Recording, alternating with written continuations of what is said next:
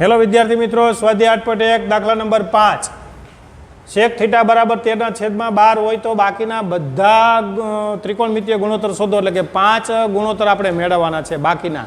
tan cot બરાબર છે sin cos અને cosec, એટલે આપણે ત્રિકોણમિતીય ગુણોત્તર મેળવીશું। કારણ કે sec થીટા તો આપી છે, તો sec થીટા બરાબર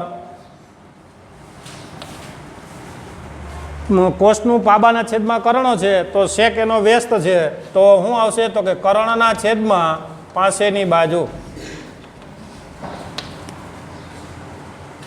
હવે સેક થીટા તરીકે એને લ્યો આપણે, તો સેક એ બરાબર કર્ણ એટલે 80 અને થીટા એટલે AB પાસેની બાજુ। જો અહીંયા પાબા એટલે પાસેની બાજુ થીટાની, તો AB અને આનો આપણે આપ્યું છે 13/12। તેથી 80/AB બરાબર 13/12 બરાબર કે ધારતા। હવે સ્થાન બદલવાનું છે, 13 છેદમાં વી આવશે અને AB ઉપર વી જશે, બરાબર 12 બરાબર કે। 80 બરાબર 13/13 બરાબર કે થાય, AB/12 બરાબર પણ કે થાય। હવે શું કામ તો કે બરાબરની નિશાની છે એટલા માટે 80/13 બરાબર પણ કે તરીકે તમે લઈ શકો, AB/12 બરાબર કે તરીકે તમે લઈ શકો। તેથી 80 બરાબર 13 કે અને AB બરાબર 12 કે। મિત્રો અહીંયા લખી નાખો, 80 ની જગ્યાએ 13 કે અને AB ની જગ્યાએ 12 કે। હવે ત્રિકોણ ABCમાં B90 છે, એટલે પાયથાગોરસના નિયમ મુજબ કર્ણનો વર્ગ બરાબર બે બાજુના વર્ગોનો સરવાળો। તો કર્ણ એટલે 80 નો વર્ગ બરાબર AB નો વર્ગ વત્તા BC નો વર્ગ। કર્ણ એટલે 80 નો વર્ગ બરાબર AB નો વર્ગ વત્તા BC નો વર્ગ। 80 આપણે આપેલું છે 13 કે, તો 13 કે એનો વર્ગ, AB આપણે મળ્યું 12 કે નો વર્ગ અને BC આપણે મેળવવાનું। 3 બાજુ પહેલાં હોવી જોઈએ।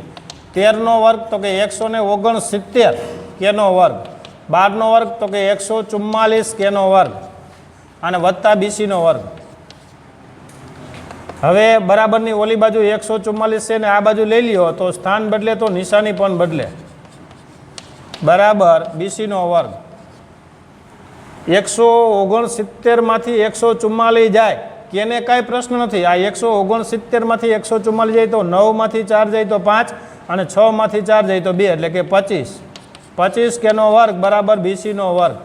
વાં ખાલી આપણે જોઈએ BC, તો આ બાજુ વર્ગમૂળ કરવું પડે, તો BC બરાબર વર્ગમૂળની અંદર 25 કેનો વર્ગ। 25 છે એ કોનો વર્ગ છે તો કે 5 નો, અને કે વર્ગ અને વર્ગમૂળ બંને જાય, તેથી BC બરાબર 5 કે મળશે આપને। તો અહીં લખી નાખો, BC બરાબર 5 કે।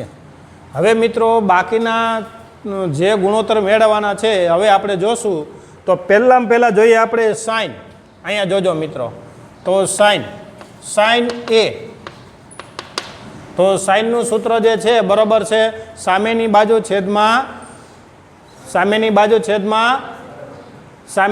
છેદમાં સાઇનનું સૂત્ર કર્ણ। સામેની બાજુ છે સાઇનનું સૂત્ર છે સામેની બાજુ છેદમાં કર્ણ।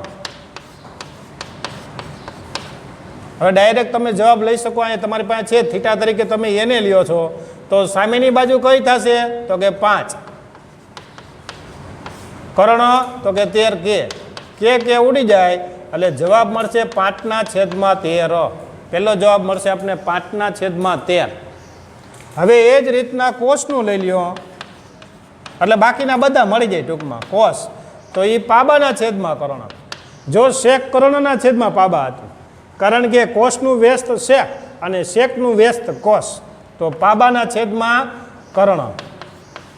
તો અહીંયા પાસેની બાજુ ડાયરેક્ટ જ એની સીધું લ્યો, હવે લખવાની જરૂર નથી, એની પાસેની બાજુ એટલે AB ને AB ની કિંમત છે 12 કે અને કર્ણ એટલે 13 કે ઉડી જાય, એટલે એનો જવાબ મળશે 12/13। જો આના વ્યસ્ત થઈ ગયું 12/13। એ જ રીતના ત્રીજું, હવે tan નો પ્રશ્ન આવ્યો, tan A। તો ટેનનું સૂત્ર શું છે તો તમારે એ જોઈ લેવાનું કે સામેની બાજુ છેદમાં પાસેની બાજુ.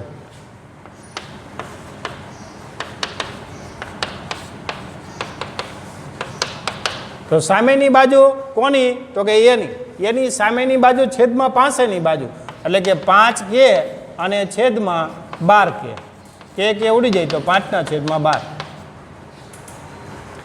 ટેન કોટ તો કોટ એ આનું વ્યસ્ત તો પાબા છેદમાં સાબા એટલે કે પાસેની બાજુ છેદમાં સામેની બાજુ.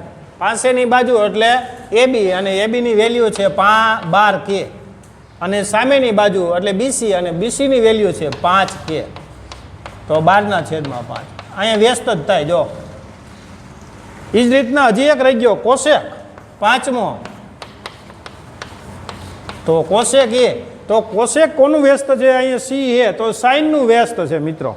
કોશેક જે છે એ સાઇનનું વ્યસ્ત છે સીધું કર્ણના છેદમાં સાબા.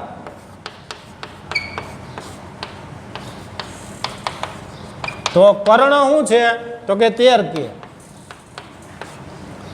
અને છેદમાં સામેની બાજુ એટલે કે બીસી એટલે કે 5k એટલે કે 13 છેદમાં 5. જો અહીંયા જો 5 છેદમાં 13 પણ 13 છેદમાં 5 એમ પણ તમે લખી શકો પણ આપણે સૂત્ર બતાવવાનું જેથી કરીને આપને ખબર જ છે કે કોણ કોનો વ્યસ્ત જે છે એ આપણે આ ખ્યાલ હોવો જોઈએ.